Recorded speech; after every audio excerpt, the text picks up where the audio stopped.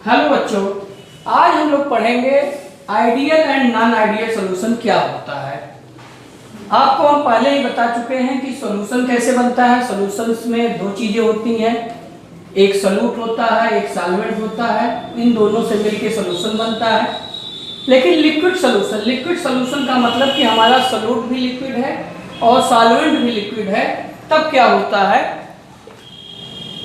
दोनों चीज यदि लिक्विड है, मान लीजिए दो पात्र हैं, एक में सॉल्यूट है, ये सॉल्यूट का पात्र है, कंटेनर है, और ये सॉल्वेंट। यदि इन दोनों से मिक्सअप करके हम बनाते हैं सॉल्यूशन, और ये तीनों लिक्विड फॉर्म में हैं। मान लीजिए सॉल्यूट ये ए है, जिसके कण ये है, और यह आपका बी है। बी के कण बी के लिक्विड की तरह होंगे, इसके कण अलग प्रकार के हैं। यानी यहाँ पे ये बी के कण, ये बी के कण, यहाँ पे क्या है, ये ए के कण, ए के कण। लेकिन जब आफ्टर दोनों का मिक्सअप कर दिया जाता है तो जो ये सॉल्यूशन बनता है उसमें ए बी के कण होंगे, तभी यह होमोजीनियस सॉल्यूशन बनेगा। तो अब यहाँ पे मान लीजिए ए के कण और बी के कण दोनों आ गए। ये ए के कण है और यह आपका बी का कण।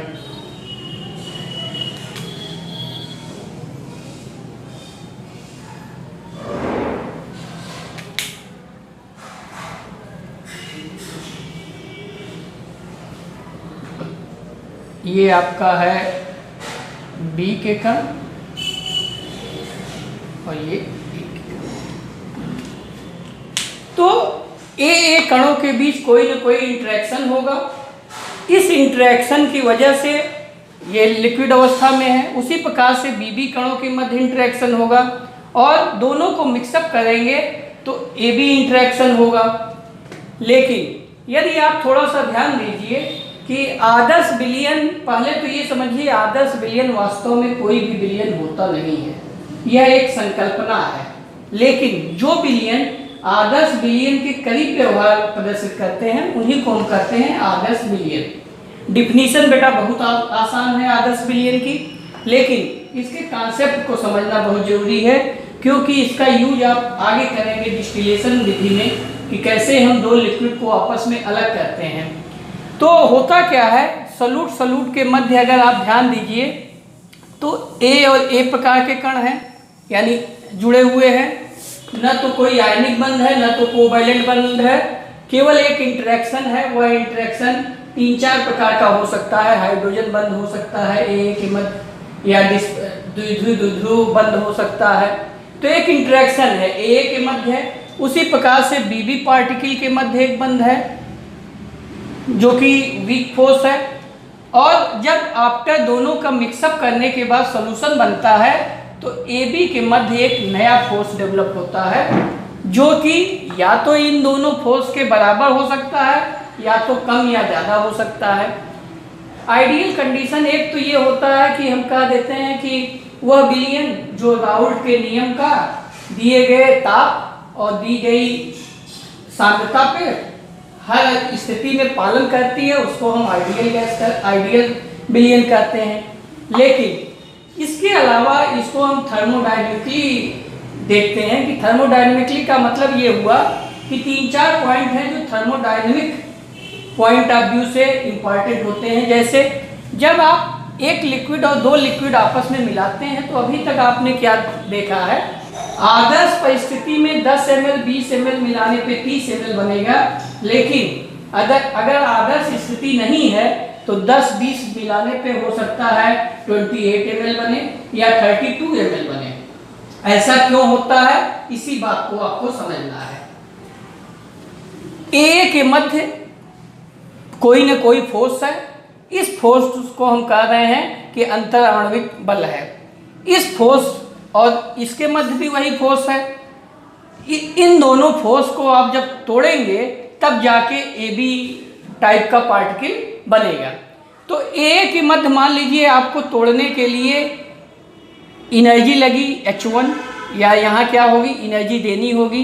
तो मान लीजिए H1 एनर्जी देनी हुई, और यहाँ पे भी आपको पॉजिटिव एनर्जी देनी होगी, मान लीजिए ये H2 है। और बाद में जब आपका ये बना तो बनने पे एनर्जी क्या होगी, बाहर निकलेगी।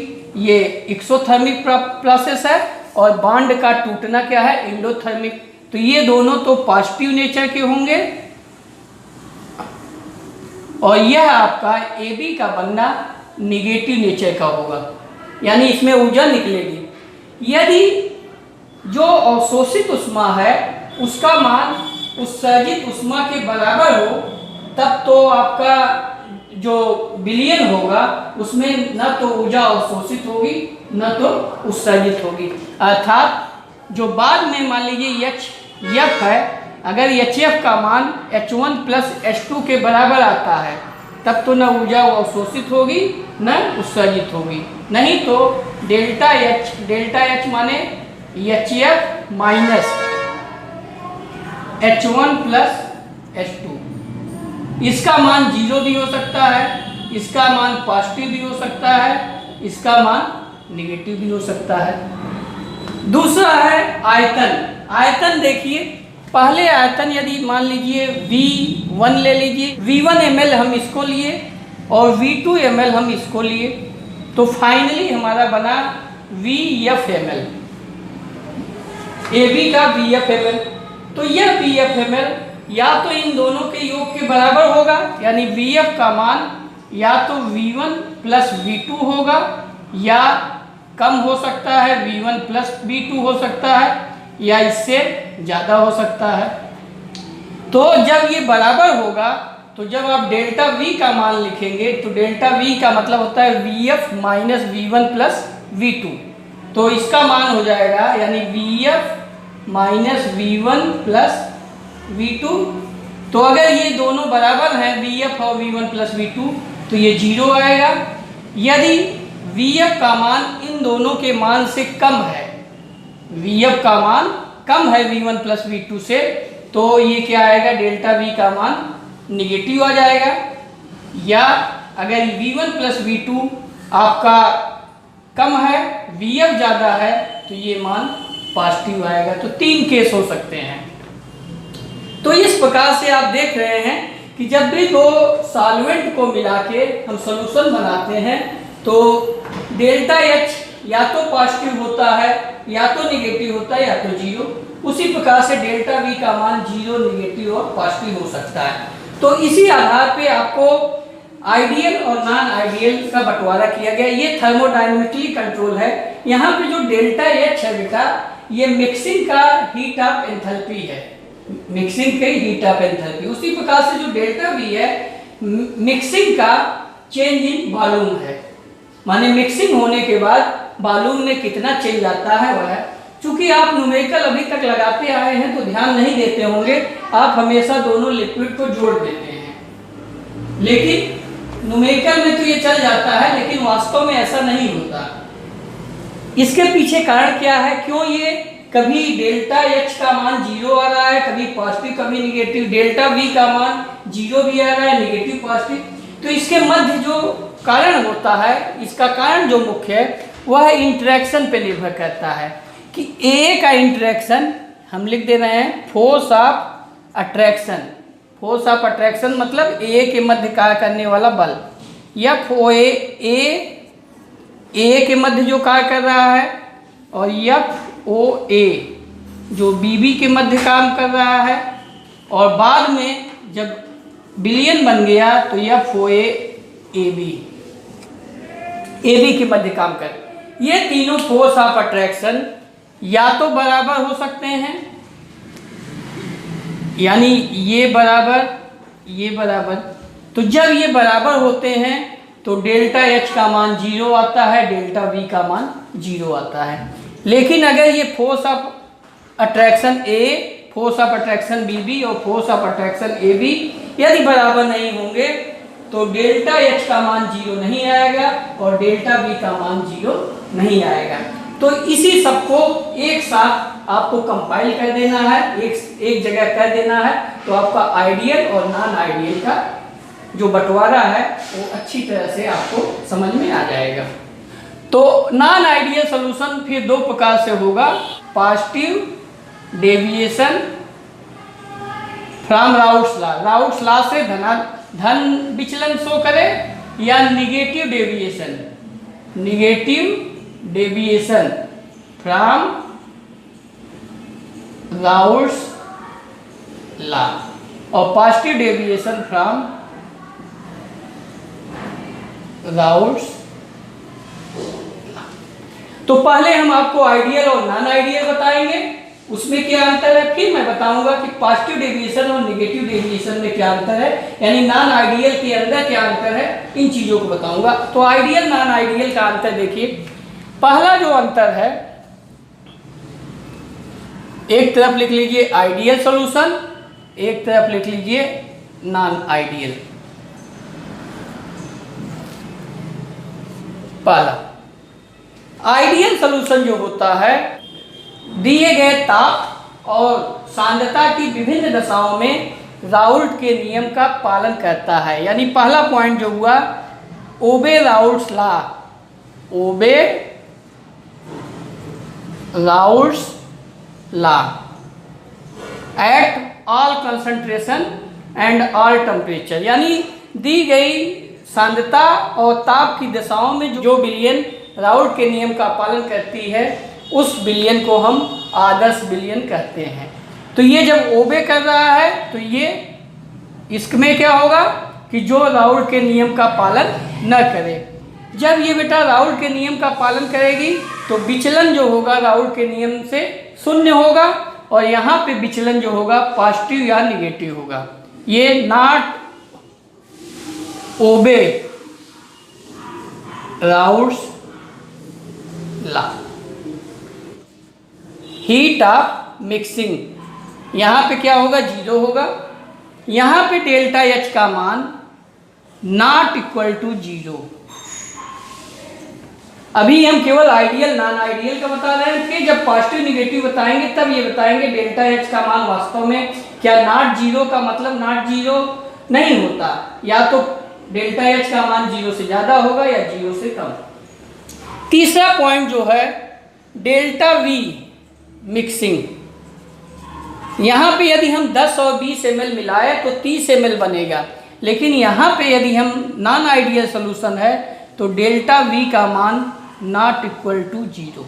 इसके अलावा बेटा थर्मोडायनेमिकली दो कंडीशन और होती है, लेकिन यह भी पालन करता है और नॉन आइडियल भी पालन करता है, इसलिए उसको अंतर में आप नहीं दिखा सकते। लेकिन आप समझ सकते हैं कि थर्मोडायनेमिकली एक होता है डेल्टा एस, डेल्टा एस माने चेंज इन एंट्रोपी, और एक होता है डेल्टा जी। डेल्टा एस का मान जो होगा जब भी कोई दो सिस्टम आपस में मिलाया जाता है और वो स्पॉन्टेनियसली मिल जाते हैं आपस में, तो डेल्टा एस का मान जो होता है वह ग्रेटर देन 0 होता है। और यहाँ पे डेल्टा जी का मान, चूंकि ये आइडियल सोल्यूशन या नॉन आइडियल सोल्यूशन दो लिक्विड को मिलाने पे बन जा रहा है, तो डेल्टा जी का मान क्या होगा, निगेटिव होगा, चाहे वो आइडियल हो चाहे नॉन आइडियल। इसलिए अंतर में इसको हम नहीं दिखाते हैं, क्योंकि यह दोनों के लिए लागू है, आइडियल के लिए भी नॉन। डेल्टा एस का मान क्यों ग्रेटर देन 0 होता है, जब आप ए और बी पार्टिकल जो हैं पहले क्या है आपस में एसोसिएट है, यानी उनमें एक क्रमबद्धता है, लेकिन जब ए बी हुआ इंटरेक्शन, ए बी बना, तो अब डिफरेंट टाइप के पार्टिकल हैं तो उनका रैंडमनेस क्या होता है, बढ़ जाता है, तो डेल्टा एस का मान क्या हो जाएगा, ग्रेटर देन 0। ये दो पॉइंट आपके किताब में नहीं दिया है तो इसको आप नेग्लेक्ट कर दीजिए, लेकिन समझे रहिए कि ये भी होता है थर्मोडायनेमिकली। चौथा पॉइंट जो है वह है कि ये डेल्टा एच मिक्सिंग 0 और डेल्टा वी मिक्सिंग 0 और ये बराबर क्यों नहीं होता, इसके पीछे जो रीजन है वही फोर्स ऑफ अट्रैक्शन। तो force of attraction F O A के मत बराबर होता है एफ ओ ए बी के मत और एफ ओ ए बी के मत, और यहाँ पे यही बराबर नहीं होगा, एफ ओ ए के मत FOA BB के मध्य, FOA AB के मध्य ये आपस में बराबर नहीं होंगे। इसका क्या मतलब होता है? मतलब ए के मध्य यदि इंटरेक्शन कम होगा तो क्या होगा, ए के कण दूर होंगे, और इंटरेक्शन ज्यादा होगा तो ए के कण नजदीक होंगे। उसी प्रकार से बीबी के कण नजदीक होंगे। आयतन होगा वह नहीं बदलेगा। क्यों? क्योंकि ए के मध्य जितनी दूरी होगी वही बीबी के मध्य होगी, वही बाद में बनने के बाद भी होगी। लेकिन यहाँ पे क्या है, ये आपस में बराबर नहीं है।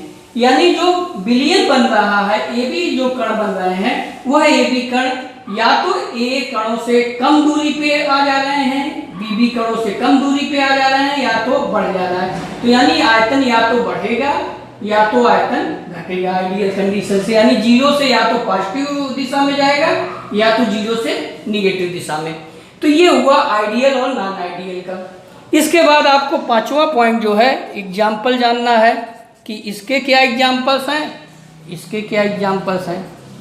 इसके अलावा जो राउट्स लॉ है, इसको आप ग्राफी निरूपण द्वारा अभी हम दिखाते हैं कि कैसे ग्राफी निरूपण द्वारा आप समझ सकते हैं कि राउट लॉ क्या है। एग्जाम्पल्स इसमें जो होंगे होमोलोगस सीरीज के होंगे, माने जो स्ट्रक्चर होगा और उनके मध्य जो पोलरिटी होगी वह लगभग सेम होगी। जैसे n hexane plus n heptane, केवल थोड़ा सा आंसर है, CH2 का अंतर है। उसी प्रकार से दूसरा एग्जाम्पल आप ले सकते हैं, एक ही होमोलोगस सीरीज के लेंगे, मेथिल एल्कोहल ले लीजिए प्लस एथिल एल्कोहल। तो इनके मध्य चूंकि पोलरिटी सेम है, सेम नेचर के हैं, एक ही समजात श्रेणी के हैं, तो इसलिए ये क्या है, राउट लॉ का पालन करेंगे। इसमें जो एग्जाम्पल्स हैं आप ले लीजिए, एथिल मेथिल एल्कोहल को जल के साथ ले लीजिए, यानी हम जल में H2O के साथ क्या ले लें, C2H5OH ले लें, या H2O के साथ मेथिल एल्कोहल ले लें, तो आपका जो ये फोर्स ऑफ अट्रैक्शन है वो डिफरेंट हो जाएगा। और भी इसके एग्जांपल्स हैं, अभी जब हम पॉजिटिव डेविएशन निगेटिव डेविएशन बताएंगे तो ढेर सारे एग्जांपल बताएंगे, वह सारे एग्जांपल्स नॉन आइडियल सॉल्यूशन के भी होंगे। अब आइए पॉजिटिव डेविएशन और निगेटिव डेविएशन कैसे शो करते हैं, इसको समझने के लिए आपको राउट लॉ का ग्राफ देखना होगा। ग्राफ से ही आप समझ पाएंगे कि कौन सा पॉजिटिव डेविएशन शो कर रहा है और कौन सा निगेटिव डेविएशन।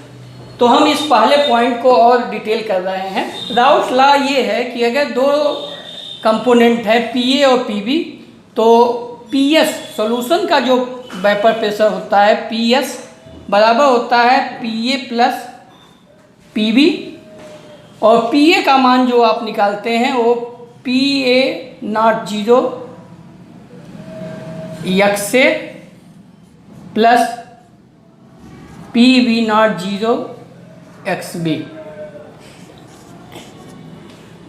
तो आप एक्सपेरिमेंटली यदि आप टोटल प्रेशर कैलकुलेट करिए और राउल्ट नियम से मान लीजिए हम अलग से जो विलयन बन रहा है उसका P एक्सपेरिमेंटली कैलकुलेट कर लिए और राउल्ट के नियम से कैलकुलेट किए, तो दोनों ये बराबर आता है। तो जब दोनों बराबर आएगा तो ग्राफ सीधा बनेगा। हमने आपको ग्राफ भी बनाया है, ऐसा ग्राफ बनता है कि अगर मान लो ये A है, यहाँ पे B है, किसी का वेपर प्रेशर ज़्यादा मान सकते हो, तो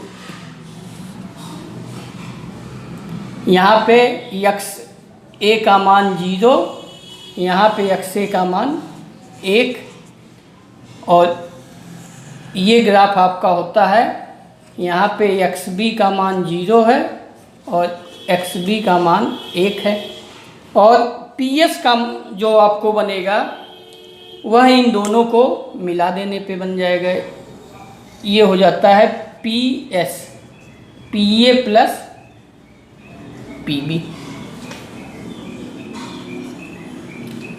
इसी प्रकार से जब आप यहाँ पे बनाएंगे तो यहाँ पे देख रहे हैं कि एक एक कंपोनेंट, ये PA और PB एक एक कंपोनेंट राउल्ट के नियम का पालन कर रहा है। यानी यही इसका PA का है, ये लाइन जो है ये PA को दिखा रही है और ये लाइन जो है ये PB को दिखा रही है।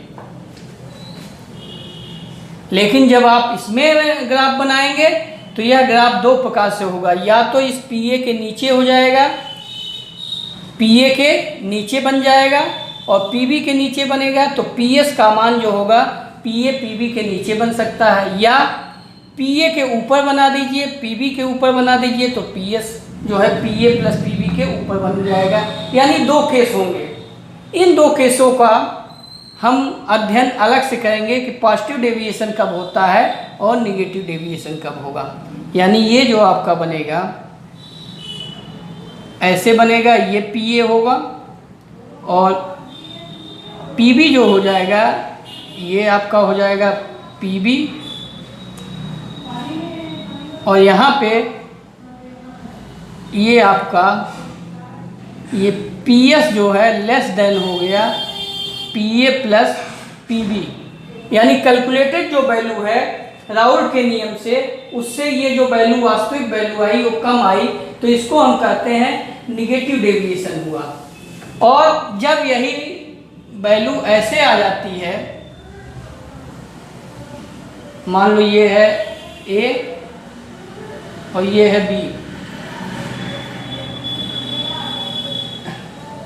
ये PS का मान आए, PS का मान greater than PA plus PB आ जाए, तो ईच कंपोनेंट का मान भी ग्रेटर देन होगा। ये ऐसे हो जाएगा, ये ऐसे हो जाएगा। ये आपका हो गया PA वास्तविक, ये PB और ये हो गया PS। तो इसको हम कहेंगे ये निगेटिव डेविएशन है राउल्ट लॉ से, इसको कहेंगे पॉजिटिव डेविएशन है। क्यों? क्योंकि वेपर प्रेशर का मान, टोटल वेपर प्रेशर का मान जब राउल्ट के वेपर प्रेशर से ज़्यादा हो जाता है, जो राउल्ट के नियम से हम कैलकुलेट करते हैं, तो उसको कहते हैं कि हमारा यह विलियन पॉजिटिव डेविएशन शो कर रहा है। और जब टोटल वेपर प्रेशर का मान राउल्ट के वेपर प्रेशर से जो कैलकुलेट किया गया है उससे कम आता है, तो उसको हम कहते हैं कि निगेटिव डेविएशन शो कर रहा है। तो अब हम अंतर आपको बताएंगे पॉजिटिव डेविएशन और निगेटिव डेविएशन कब होगा, इन दोनों का अंतर आपको समझना है।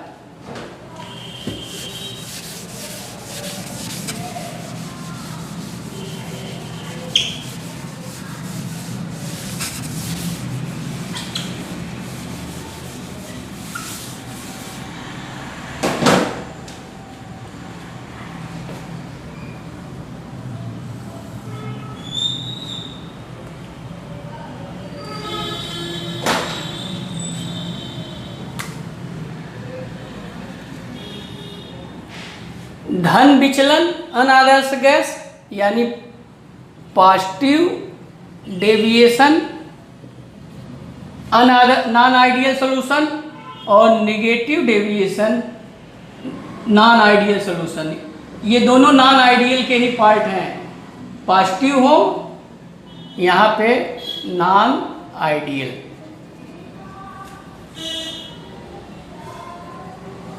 Non ideal. अब आइए इसमें जो पहला पॉइंट होगा, जो नॉन आइडियल सॉल्यूशन है वह किसका पालन नहीं करेगी? राउल्ट के नियम का पालन नहीं करती है। तो पॉजिटिव डेविएशन में क्या कहती है कि पॉजिटिव विचलन शो करती है, यानी राउल्ट के नियम से धनात्मक विचलन जो शो करे उसको हम कहेंगे धन विचलन। यानी यहाँ पे PS जो सॉल्यूशन का वेपर प्रेशर होगा वह ग्रेटर देन होगा PA प्लस PB के, यहाँ तक कि ईच कंपोनेंट यानी PA का मान जब आप वास्तव में निकालेंगे, माने कैलकुलेट करेंगे एक एक कंपोनेंट का, तो ये भी ज़्यादा आएगा PA 0 XA से, और PB का मान जो है ग्रेटर देन आएगा PB 0 XB से।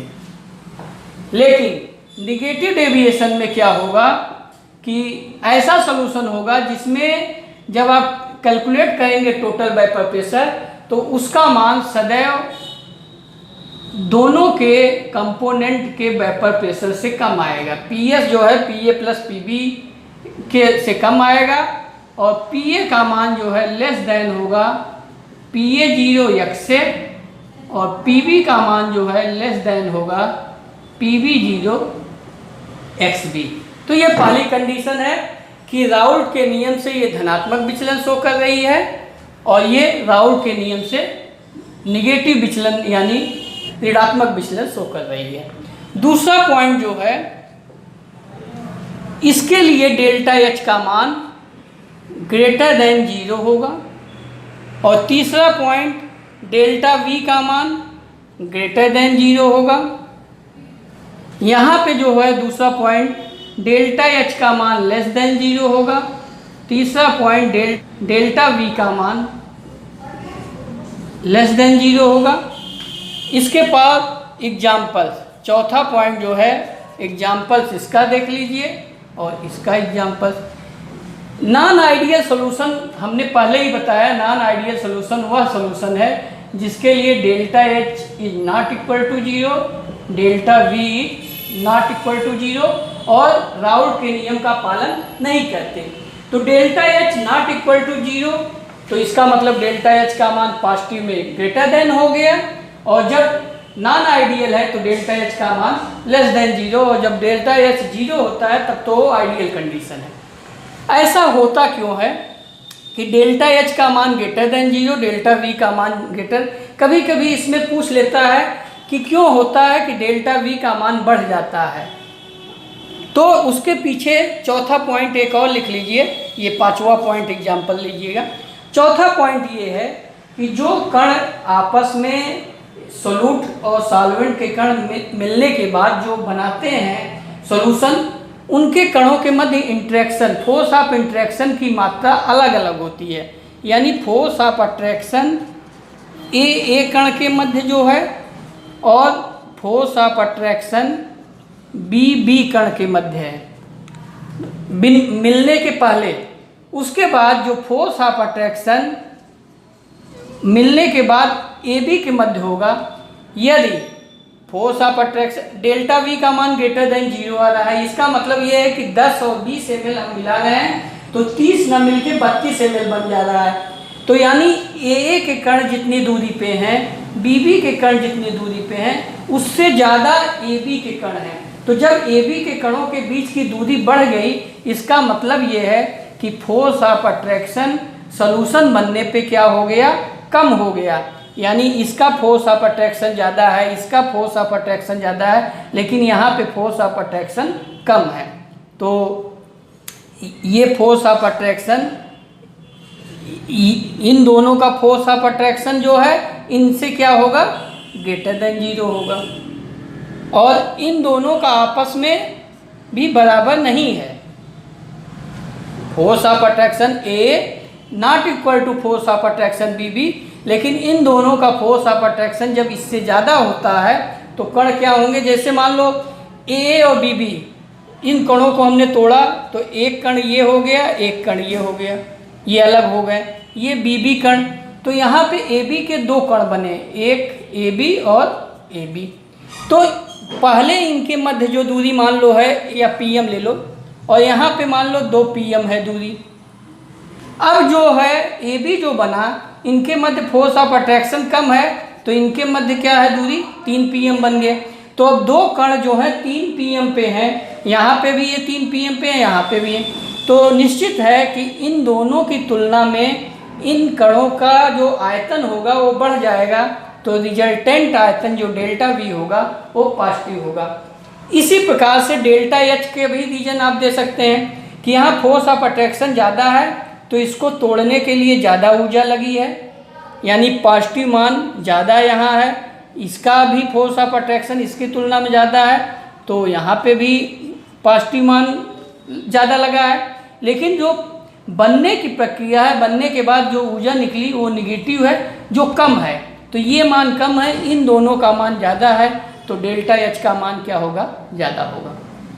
उसी प्रकार से सेम केस यहाँ पे है कि यदि फोर्स ऑफ अट्रैक्शन A के मध्य और force of attraction BB FOA AB, यहाँ पे क्या होगा, डेल्टा V का मान क्या आता है, कम आता है। ऐसा इसलिए होता है कि AA के कणों के मध्य जो फोर्स ऑफ अट्रैक्शन है और बीबी के कणों के मध्य जो फोर्स ऑफ अट्रैक्शन है उसका मान जो बाद में ए बी बना उससे सदैव कम होता है। ये आपस में इक्वल नहीं है, लेकिन इनकी तुलना में इन कणों का फोर्स ऑफ अट्रैक्शन क्या है, कम होगा। फोर्स ऑफ अट्रैक्शन ए के मध्य जो है और बीबी के मध्य, इसका मान ए बी के मध्य लगने वाले बल से क्या है, कम है। तो ए बी के कण ज्यादा पास आएंगे तो आयतन क्या हो जाएगा, कम हो जाएगा इनकी तुलना में। तो पहले जो आयतन थे उस आयतन की तुलना में फाइनली आयतन क्या हो जाएगा, कम हो जाएगा। और डेल्टा एच का मान 0 का मतलब ये हुआ कि इनको तोड़ने में जो ऊर्जा लगेगी, इनको तोड़ने में जो ऊर्जा लगेगी और बाद में इसको बनने में जो ऊर्जा निकलेगी वह ज़्यादा होगी। तो यानी यहाँ निगेटिव वैल्यू ज़्यादा आएगी और ये दोनों पॉजिटिव वैल्यू जो होगी वह इसकी तुलना में कम होगी। तो रिजल्टेंट जो होगा इसमें से आप इन दोनों की ऊर्जा को घटाएंगे तो निगेटिव वैल्यू आएगी, यानी डेल्टा एच का मान लेस देन 0 होगा। तो इस प्रकार से आप रीजन सहित इसको समझ सकते हैं। अब कभी कभी क्या देता है, एग्जाम्पल देके पूछता है कि इसमें क्यों डेल्टा वी का मान कम हो गया, तो आप एग्जाम्पल्स में कारण यही देंगे। और लेकिन एग्जाम्पल आप समझते रहिए कि पॉजिटिव डेविएशन के कौन से एग्जाम्पल्स हैं और निगेटिव डेविएशन के कौन से एग्जाम्पल्स हैं। तो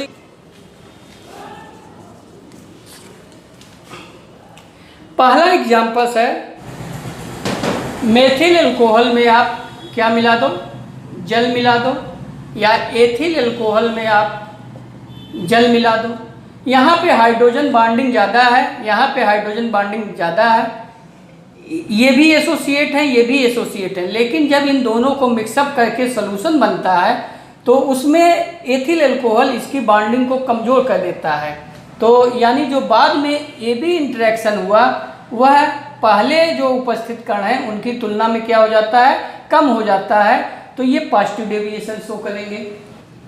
C2H5OH और ले लीजिए एसीटोन, CH3CH3COO। तो ये पहले क्या है, C2H5OH आपस में हाइड्रोजन बंध द्वारा जुड़े हुए हैं, लेकिन जो एसीटोन होता है इन दो कणों के मध्य आके इनके फोर्स ऑफ अट्रैक्शन को क्या करेगा, कम कर देता है। तो ये पॉजिटिव डेविएशन शो करते हैं। निगेटिव डेविएशन के एग्जांपल्स हैं CHCl3 और एसीटोन ले लीजिए, CH3CH3CO। तो अब यहाँ पे देख रहे हैं कि पहले लिक्विड क्लोरोफॉर्म था, क्लोरोफॉर्म के मध्य ए यानी दो क्लोरोफॉर्म के मध्य बल लगेगा, फिर इसके बाद बीबी टाइप का ये है। लेकिन जब आप आपस में मिक्सिंग होके ये ए बी इंटरेक्शन देंगे CHCl3, तो आप समझ सकते हैं कि यहाँ पे 3 क्लोरीन जो है खींच रहा है और ये CO CH3, तो ये आपस में हाइड्रोजन बंध द्वारा जुड़ जाते हैं। और हाइड्रोजन बंध जो होगा इन दोनों बलों से, यानी इनके दो कणों के मध्य लगने वाले बल और इनके दो कणों के मध्य लगने वाले बल से हमेशा हाइड्रोजन बंध का मान क्या होगा, AB का मान ज़्यादा होगा।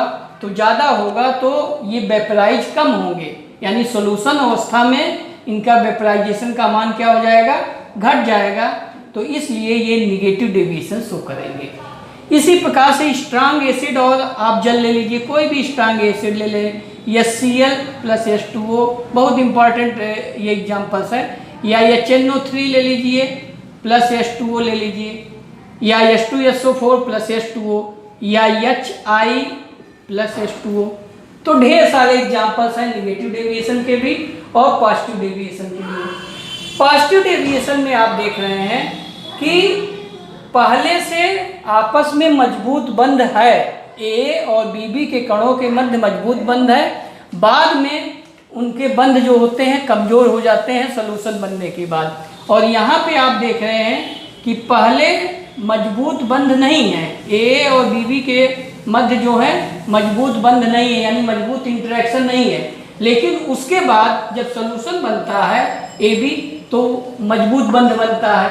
तो जब मजबूत बंध बनेगा तो वह निगेटिव डेविएशन शो करेगा, क्योंकि वेपराइज होने की क्षमता क्या हो जाएगी, बाद में सॉल्यूशन अवस्था में घट जाएगी।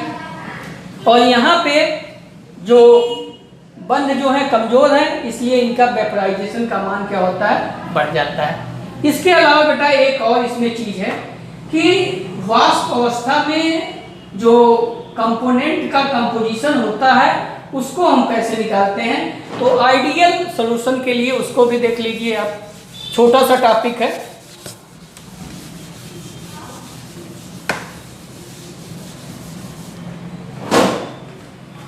जैसे मान लो ये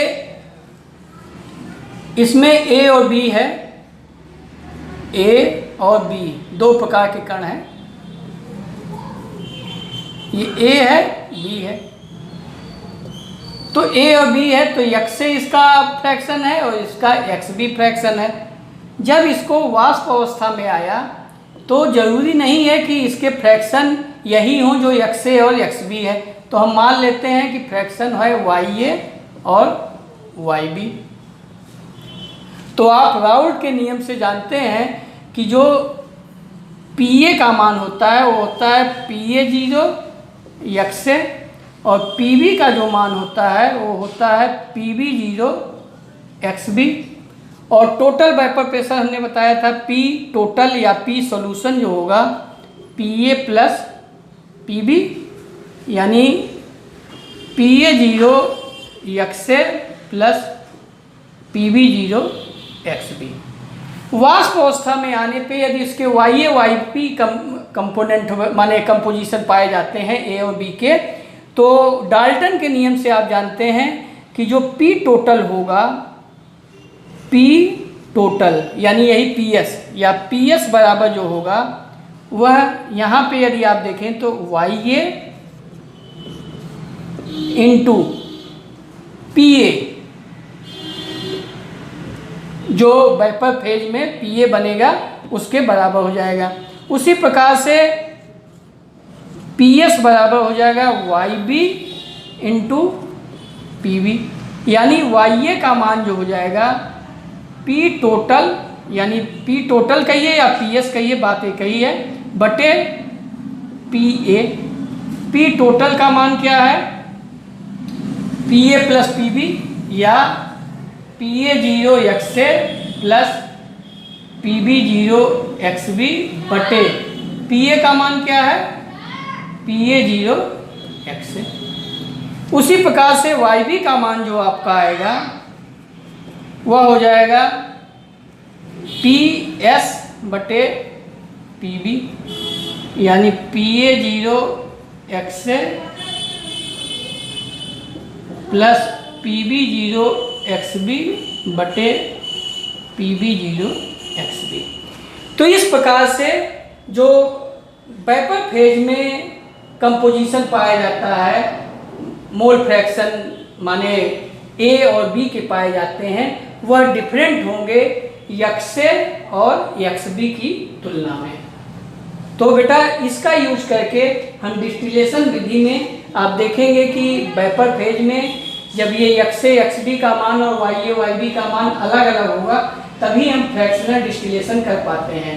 नहीं तो यदि दोनों सेम हो जाता है तो ये एक प्योर लिक्विड की भाप व्यवहार करने लगता है और हम फ्रैक्शनल डिस्टिलेशन नहीं कर पाते। तो आज का टॉपिक बेटा यहीं पे समाप्त होता है। यदि आपको मेरी सब बातें समझ में आई हो तो मेरे चैनल को लाइक और सब्सक्राइब अवश्य कर दें, ताकि आपको समय समय पर मैं जो भी वीडियो बनाता रहूं आपको सूचना मिलती रहे। धन्यवाद बेटा।